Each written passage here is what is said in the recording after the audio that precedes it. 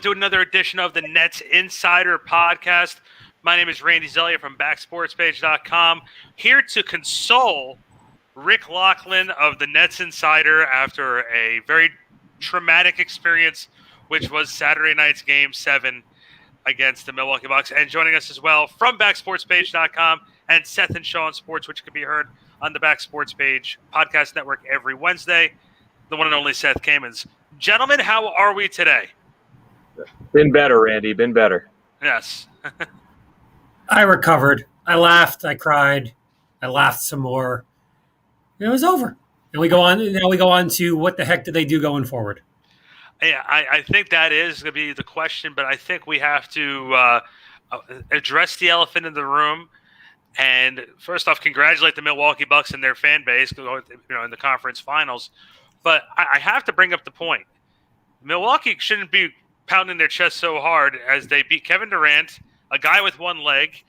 The other superstar didn't play, and Blake Griffin, who hasn't played competitive basketball in 2 years, and a bunch of guys who we never really heard of up until that point. So, before we start jumping on the Milwaukee Bucks bandwagon, Rick, what happened here? How did this go wrong? I just truly felt that you brought Steve Nash in this offseason, right? Hired him without any coaching experience. You try to surround him with 3 proven assistant coaches, all of which look like they're going to get head coaching jobs. Udoka already going to the Celtics. It looks like D'Antoni now 2 rounds of interviews with the Trailblazers. Jacques Vaughn now linked to the New Orleans Pelicans opening. I felt like Steve Nash, in a lot of ways, he was supposed to be alongside D'Antoni, the architect of this 7 seconds or less offense that was, made famous in those mid-2000s Suns teams with him running point. And they got so isolation heavy, they basically put the ball in Kevin Durant's hands and said, make magic happen, which more times than not he did. He carried them in Game 5 and in Game 7 for stretches, but the Nets offense became predictable. They basically put the whole fate of the season in one player's hands instead of playing team-centric ball. And I felt that Nash almost wanted to go down with his big guns. He almost wanted to put the ball in Durant's hands, let Harden carry and shoulder minutes despite a grade 2 hamstring strain that we only found out about after the fact. And by shortening that bench rotation, by only allowing basically Jeff Green and Landry Shamet to play and sprinkle them in just to give the Blake Griffins of the world some rest and Joe Harris some relief after he couldn't hit the broadside of a barn, I felt like the reason the Nets had ascended to the number 2 overall seed, 48 and 24 overall record, was the quality of depth, was they were able to stay afloat despite injuries to their big stars.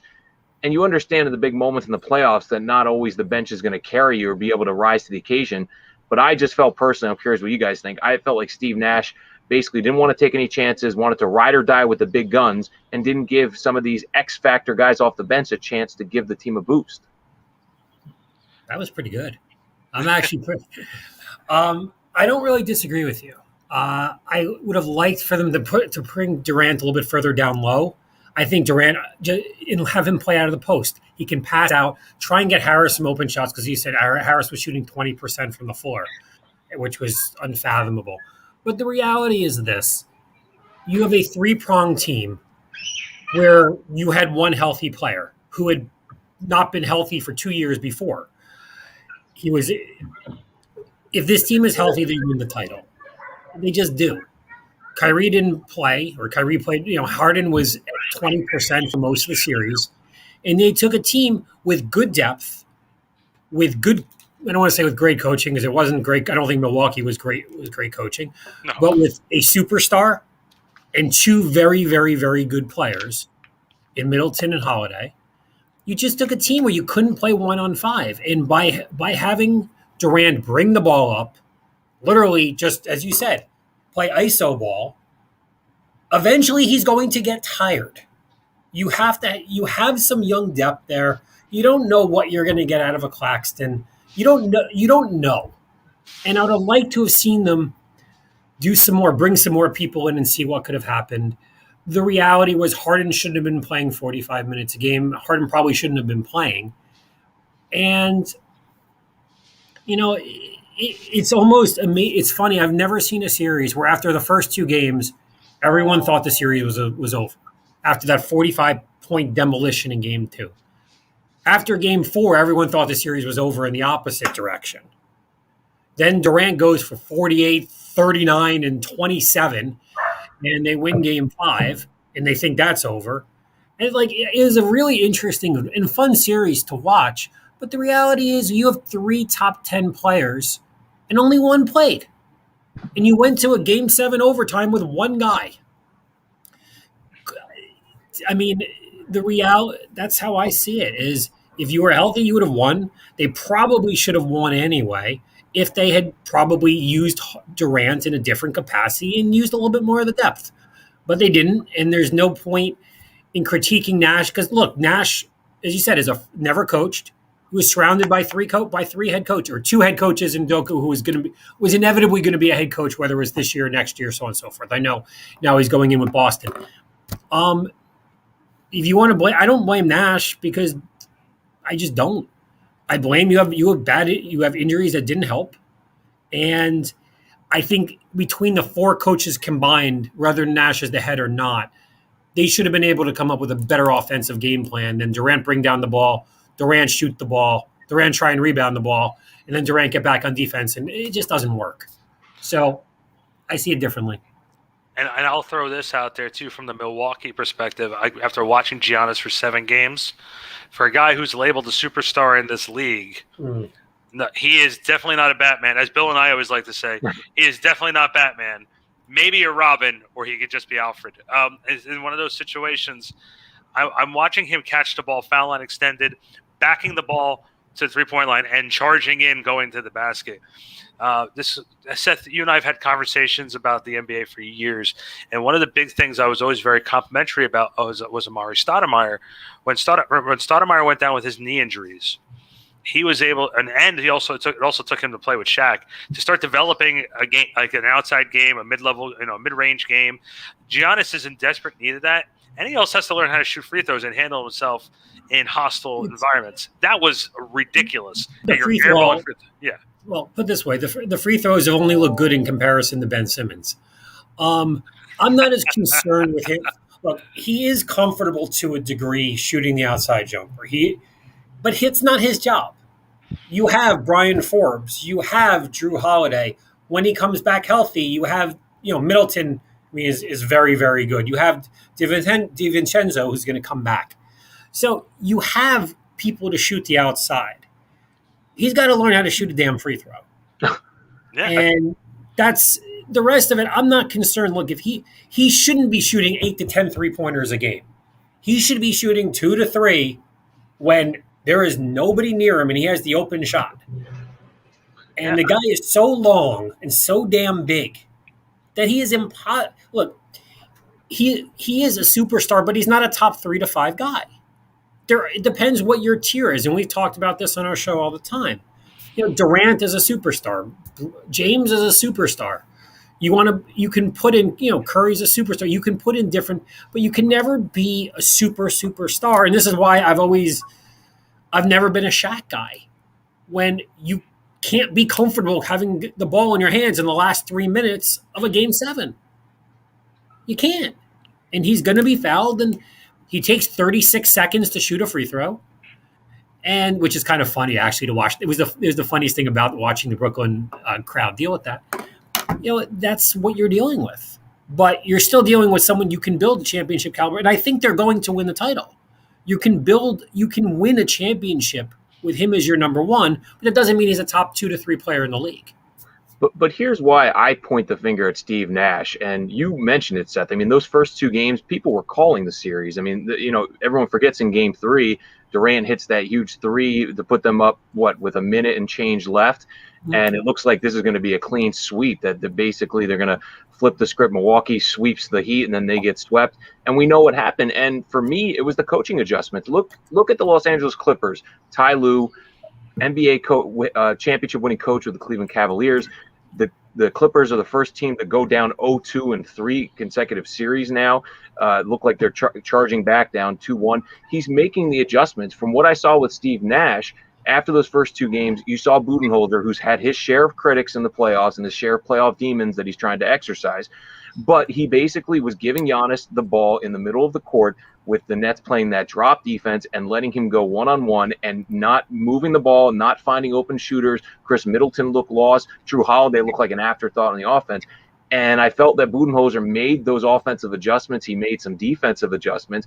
And the Nets, just as we just discussed, just went with that same basically cookie-cutter game plan of giving the ball to Durant that maybe worked in spurts or for certain games, especially with the home crowd in Game 5 and 7.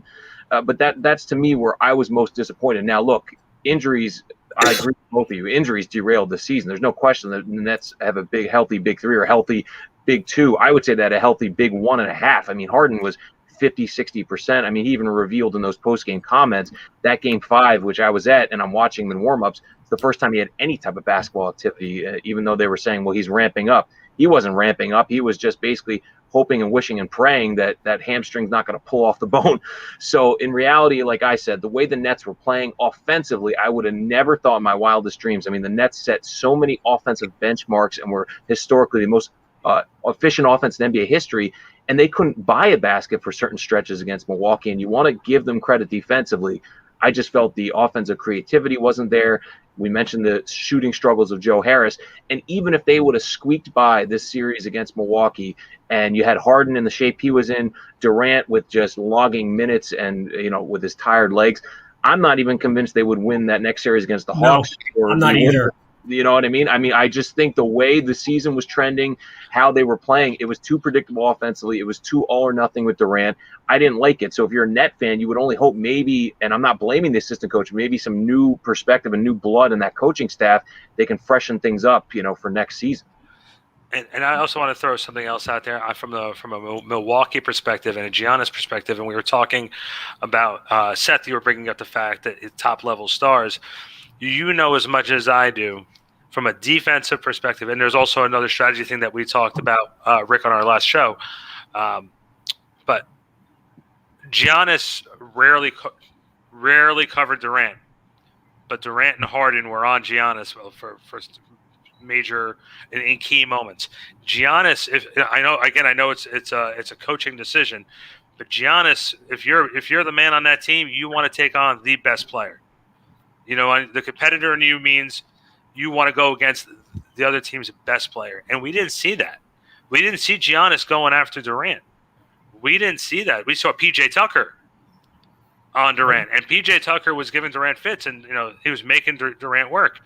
I would rather see from a superstar perspective, I want to see Giannis dig down deep against Durant, but we didn't get to see that. No, why would, if you have a guy like Tucker, who is a strictly defensive, like he's a beast. I think the Nets, it's someone the Nets may try and go after this season. Mm-hmm. His job is to defend and annoy the best player on your team. Right. I get the idea you want superstar versus superstar, but if you have a defensive player who can, look, no one can match up Durant. Durant's one of the worst matchups in the history of the NBA. Exactly. Inside, outside. Yeah, he's impossible to guard. You need Giannis for his offensive ability. As good a defensive player as he is, you need him for his offensive ability in this series. I don't blame Budenholzer for putting Tucker on him as much as possible, especially because Durant for the most part wasn't going down, wasn't going low. He was staying outside. PJ Tucker's 6'6". Now he's a big 6'6". He can guard in the post, but not against a guy 7 foot. But you can guard outside a guy that size. You don't want Giannis out there at 7 foot guarding him. You're going to tire him out as well. I read all the Twitter crap about it. I disagreed. If I was Budenholzer, I would have probably stuck with Tucker as much as possible. If you want to put Giannis in certain circumstances, so be it. But I don't look. The shot, Durant was incredibly good in those in 5 and 7. And look, he was incredibly good pretty much for the whole series. No one, if Giannis was going to, Giannis, all you're going to do is tire out Giannis. Yeah. And with a tired Giannis, offensively, you're not winning those games. And I want to throw also one other thing out there from a defense perspective. I honestly, and Rick, we talked about this with Greg Logan when he was on as well. I'm trying to figure out how DeAndre Jordan sort of fell out of favor with this, because defensively he could have been at least, if anything, an extra 6 fouls in the. No. Who's down low for Milwaukee? Brooke Lopez? Brooke Lopez only shoots threes. We know this. We saw this for 7 years in New Jersey. Giannis doesn't go down low. Who the hell is DeAndre Jordan going to guard? Well, I got to say this, though. I think Steve Nash, by deliberately giving the ball to Durant, not in the post, and bringing him outside and surrounding him with perimeter shooters, that Nash was trying to take the Bobby Porters and the Bobby Portises and the Brooke Lopez's out of Milwaukee's game plan. Because remember in those games 3 and 4 in Milwaukee, how the Nets were getting roughed up, they were getting out physical. They were, Kyrie was getting to the rim, he was getting undercut by Giannis, and the ankle injury was a whole different story. I thought there should have been at least some kind of message from the league in the form of a fine. I'm not saying suspension, but it was a dangerous play. I don't care what you say with what Giannis did to Kyrie, intentional or not. And those games, the physicality-wise, was getting out of hand. So I felt like Nash was trying to basically allow Durant to operate in space, have a more finesse game, open the driving lanes, open the shooting pockets, and they just weren't knocking down shots outside of Durant. So I don't disagree for the strategy with Nash. Where I had the problem was when it clearly wasn't working, they had to have that second fiddle option or some kind of wrinkle in the offense to maybe have some rim runs and put in a Nicholas Claxton or put in maybe a DeAndre Jordan as a spark. Look, I didn't love the DeAndre Jordan signing when he came over. It was basically, he's buddy with Durant. You're bringing me in the signing trade. You're bringing in DeAndre Jordan. You're bringing in my boy. And it was like, I didn't love his game. I think he basically kind of mailed it in that first half of the season, wasn't doing anything defensively, and the Nets made a change away from him in the starting lineup, and understandably so. So, again, in a series where Nash intentionally took a lot of the big guys out of the game and out of the paint, I don't know that DeAndre Jordan, beyond maybe a 5 or 10 minute spurt where he could throw down some dunks and make some impact blocks, if he would have shifted the series in any way in favor of the Nets. No, I like the idea of Claxton more than Jordan, because Claxton's at least going to bring. I mean, look, Jordan at one point was extraordinarily athletic. That's well past. Those days are behind him. Those days are long gone. But from at least an enthusiasm and athleticism standpoint, I think most of us like Claxton. We're not quite sure. A lot of that. And what about Blake Griffin? You got a lot of that. Talk about a guy that rediscovered that. I mean, where were some rim runs for him? You know what I mean? Alley oops for him. They didn't try anything of that sort. No, well, it'll be interesting to see. I mean, I'm assuming they're going to try and re-sign him come free, because I mean they are going to have a very interesting offseason, and along with a bunch of other teams. But the Nets is going to be fascinating. Well, and now the word had just come out that Spencer Dinwiddie has declined his player option for the team. Sure. Why wouldn't you? He's healthy. Yeah. So the Nets could look. He could end up a sign and trade, which wouldn't surprise me. Or he could end up. Look, he wants 15 to 20 million. I don't know if you're getting that off of a torn ACL, but you're going to get you're not going to be that far off, and you're not going to be in Brooklyn where you're going to be the number 4 guy. I'm a big Dinwiddie guy, and he can be a number 2 on I think he can be a 2 on a really good team, or a 2/3 on a really good team. So, I wouldn't be surprised to see the LA teams make a run at him. But to see that news right after the Nets are eliminated in Game 7, Dinwiddie's been cleared for basketball activities. As a Net fan, you can't help but wonder, if you're able to acclimate him. But look, realistically, to get him into the rotation, into the swing of things in the middle of a Game 7 or an Eastern Conference Finals was unrealistic. But I agree with Seth. I mean, I think the Nets are planning on moving on from Spencer Dinwiddie, and knowing Sean Marks' track record, to be able to control in some way where Dinwiddie lands, maybe keeping him away from the Lakers or the Clippers, although that's kind of the, I think, preferred destination for him. He's going to go back to LA, his home, hometown where he grew up. I think the Nets at least can get some value back in the form of a trade and some young assets that they would not otherwise if Dinwiddie moves on. But I don't care, Joseph Ty, how well Alibaba and how much of a billionaire he is to pay that 15 to 20 million per year and go deeper into the luxury tax situation. I just don't see it happening. That's the question is, do you I mean, look, the $1 million question, I guess, or merely the $160 million question is, do you keep Kyrie Irving? I mean, that's the question, because you're looking at 3 contracts in the next 3 years, 2 years that have to be redone. You're not going to sign, you're going to re-sign Durant if humanly possible, because he's Durant. You traded or swapped 6 picks plus LeVert plus Jared Allen for James Harden. You're not trading James Harden after half a year. And Kyrie, after what, he took time off, he did this, he did that. As great a scorer he is, he's not per se redundant because he's an amazing ball handler, amazing scorer. But I'm not sure you can pay him this. And there may be, you can recoup some of the first round picks. You can recoup, look, I really liked Karis LeVert. Not that you're going to get LeVert per se, but you can get some young talent that were price wise. I mean, that's really where the question comes in: is do they keep Kyrie? Yeah, and I think you have to really look at the big picture of what are you losing if you get rid of them compared to what do you get when you keep them. If you keep them, you're playing this game. Like I hate to say it like that, Seth. You and I've been around enough to know it. We're old, man. We're old. We're old. We are. I don't want to. I'm getting there. If I not don't want already. to. Rick, You're I don't probably want to. half my age. Give me a break. No. Rick, I don't want to say that Seth is old, but his social security number is in single digits. Look at this point. Damn. Are you doing stand up later this week? Listen, I figured I'd take that one shot. There you go. So look, at the end of the day, you look at this Nets team, and yes, they mortgaged a lot to get here. And I'm not even just talking about to get James Harden. I'm talking about from where they were when they traded Brook Lopez and got Timothy Mozgov, and they had D'Angelo Russell, who had ended up having a heck of a year with the Nets, and they found a way to get Kyrie to Durant to now to Harden. And Seth, you and I have had so many conversations about this that they have a small window. They have the 3 years. Yeah. I mean, the way that I thought the deal worked, I'll be quick, Rick, and then Sure, no. Yeah, I hated the deal originally, the Harden deal. I just thought it was too much. I've kind of turned around a little bit on it, but you literally have these guys but the deal works to me predicated on the re-signing of Harden and Durant, and you need to win a title. You need to make 2 finals in 4 years.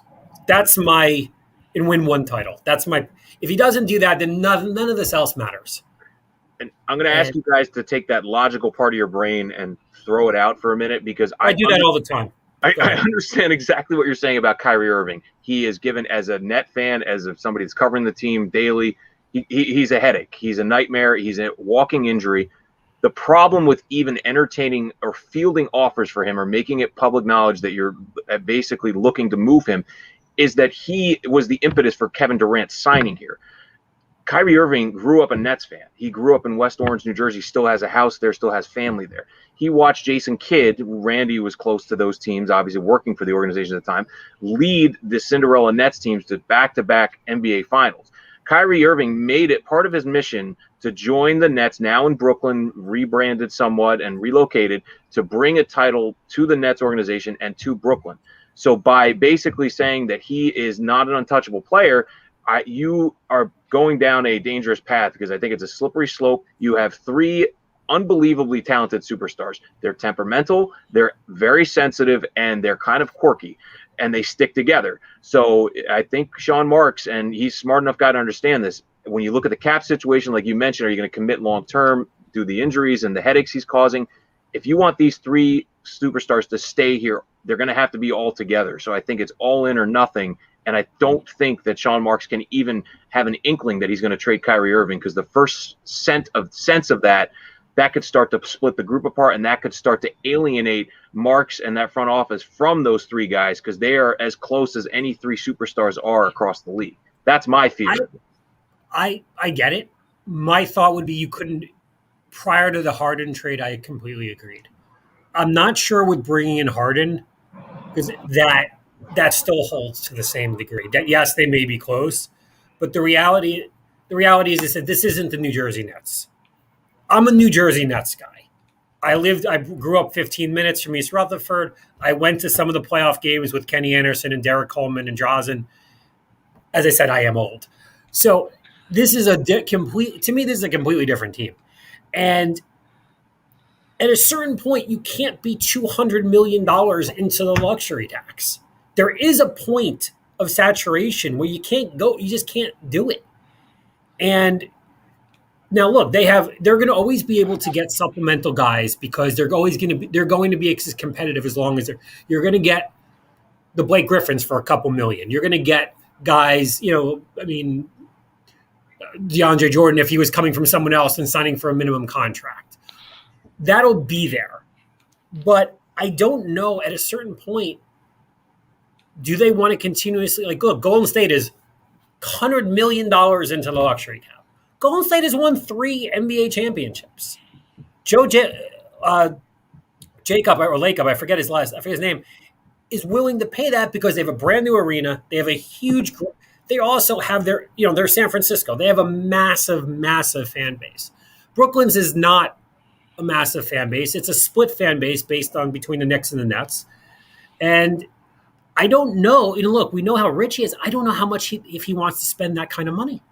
I don't know if you want to spend $200 million. Maybe you give it one more year and see how it plays out. But you're committing literally $1 billion, $700 million to $1 billion to these 3 guys for 4 years going forward, who, as you said, are quirky, sensitive, and injury prone. That's asking quite a bit from ownership. Yeah, but these are decisions and moves that Sean Marks made. Because but no one begrudges him for doing it. But how do you not take Kevin Durant? If you have to take Kyrie to get Kevin Durant, how do you not take Kyrie? But other than the luxury, but what have you seen, or should Sean Marks through his eyes see, that these 3 players, when they're on the court, they're healthy? Those 5, they had 6 playoff games. Let's not even count game 1 of the Eastern Conference semifinals, because Harden goes down within a minute. So you have 5 full playoff games, and you had 9 regular season games where they looked virtually unstoppable. So as far as assuming these guys have their heads screwed on right and are on the court, there shouldn't be anything to stop this team aside from a clean bill of health. And like you mentioned, maybe in the buyout market or finding some veteran minimum guys to join this team and maybe keep some of the Blake Griffins of the world and the bench pieces together. As far as the basketball side of it, it's not like it's not working. It's not like there are chemistry issues. It's the health concerns and then the luxury tax, which are the 2 main issues that Sean Marks would have to work through. But if there's ever a time to sign them to extensions, it's going to be this summer. But they can't do it until August, I think, August 16th or thereabouts. But I fully expect all 3 of them to be extended. And then also with the health situation, you're also planning on starting the season on time this year. So you're having a shorter offseason again, which we all know the players. Plus, we have 2 guys playing in the Olympics. No. Yeah. Well, and now Harden's out. So frankly, thank goodness he withdrew. I talked to Randy about this. That was a head scratcher. But Harden will play whether he has 1 leg or no legs. So, yeah, guys, I gotta go. So okay, no problem. Seth Kamens, we appreciate it. Seth and Sean Sports, backsportspage.com every Wednesday. Have a good one, everyone. I guess I offended him with my I don't think you offended him at all. But Rick, just something that we were talking about. And look, he's right about the Giannis thing about not covering and look about not covering Durant. And look, Nets fans are looking to point the finger. The simple fact of the matter is there's no finger pointing in this situation. The real reality is they were not healthy. That's the end of it. They were not healthy. And I think that's where everybody sort of has to understand. And if they can come back healthy, ready to go, I think it totally changes the perception. And I think it totally changes everything about the situation. But now it's the offseason stings if you're a Net fan. I think what still, Randy, bothers me in the back of my head is just like I started at the top of the show. They survived without these big 3 together before the Harden trade, and even with Durant going through contract tracing, injury protocol, Kyrie being out. They still, with their bench and quality depth, they were able to survive and sustain those that tough injury and coronavirus-related missed games. But then when the playoffs rolled around, and look, I understand the NBA regular season is vastly different from the playoffs, but it was almost like the DNA and Steve Nash almost didn't trust the DNA of the team that got them to that point, which is beyond those 3 superstar talents, was the camaraderie and the togetherness of that bench and the depth of it. And that's what concerns me moving forward, is this going to be an all-in or nothing? Because I don't want to be the one to say it, but I think it's a realistic scenario. One of these 3 guys, if not maybe 2, are going to go down for certain stretches of the season. And is Steve Nash, whether it's in the playoffs or in the regular season, going to be shortening the rotation like he did in that series against the Bucks? Because that, to me, is the biggest concern moving forward, is Steve Nash basically being risk adverse and saying, I'm giving the ball to Kevin Durant and letting him shoot 50 times in the game instead of giving a Landry Shamet or other guys an opportunity to step up. Because Everybody forgets in Game 5, Durant had, 49 points. He missed the free throw. He's upset at the end. He didn't get 50. Jeff Green had 27 points. I mean, he was sticking threes from all over the place. Had it not been for a X factor like Jeff Green to step up in that game, the Nets are probably going home in 6, definitely going home in 6. And they didn't give guys an opportunity like that in Game 7. And that's kind of what sticks in my craw. Is Nash's decision to basically tighten up that rotation and not give the Jeff Greens of the world and other people an opportunity to make an impact. Yeah, and I think too. I think the big question now is going to be who's back and who isn't, and you have to go down the roster and say who's really whose contributions are worth rewarding and bringing back. I think if you're a Net fan, you honestly feel that Blake Griffin should be back here. If he wants to be back, we've heard some rumblings that he definitely does want to be back in a Nets uniform, but time will tell when we will hear whether he will be back or not.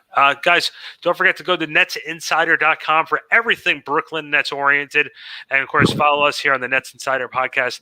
Go on Twitter at netsinsider1. We're on Facebook at the Nets Insider. I'm over at backsportspage.com. You can follow me at RandyBSB on Twitter, Instagram, and I'm on Facebook too.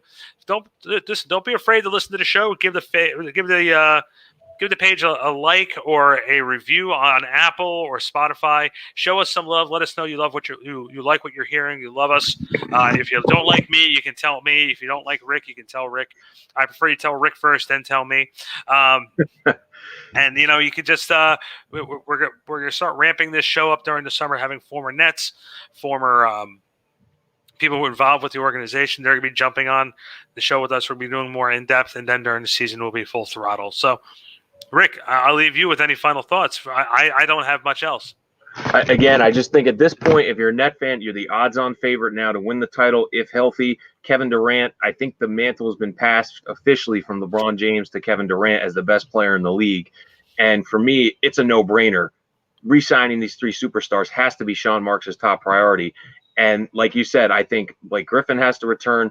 I think DeAndre Jordan is probably going to be back in some capacity. Whether he's going to be utilized or not is a question. And then again, before the trade deadline or during the buyout market, they have to find out. And, it didn't work out with LaMarcus Aldridge. You wonder what kind of impact he may have had on this type of series, although I don't think it would have moved the meter. But you have to just hope and wish and pray that just like the Golden State teams of the past few years, that the Nets pick up some valuable veterans down that stretch, following the trade deadline. Yeah, it's going to be very interesting. And don't forget, too, the Nets lost LaMarcus Aldridge, who retired suddenly. Not that he was a major part of the game plan, but just having that guy who is to be able to hit low post jumpers. Just imagine having that in this series. You would have been able to have extra offense, extra defense on that side of it, too. Hey, Rick, I think we're done for now. I think we're back next week for another episode, and maybe we might surprise everybody with another guest. If you guys can give us a couple 5-star reviews, we'll keep an eye on it, and we'll see if we can get somebody, a former Nets alumni, on with us to have some fun with us as well.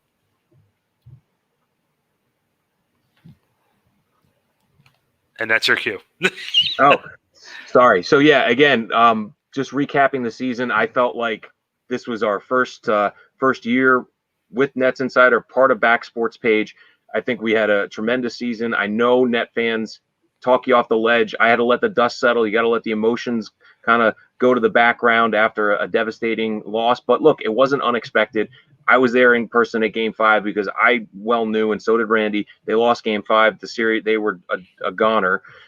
They pushed Milwaukee to the brink of a Game 7, to the brink of elimination, just couldn't finish the job. And like I said, sometimes injuries, you can't control them. They're part of the game. It wasn't in the cards for the Nets, but they have to follow that Heat blueprint from the LeBron James, Dwayne Wade, and Chris Bosh scenario, where, they went through some growing pains in year 1. They lost in the finals in year 1, and then they went to back, winning 2 out of those next 3 NBA finals. That has to be the model and blueprint for success for this Nets team going forward. I agree 110%. Rick, I got nothing else. So nope. For me, Randy Zelia and Rick Laughlin, you've been listening to the Nets Insider. We appreciate it, guys, and we'll see you next time.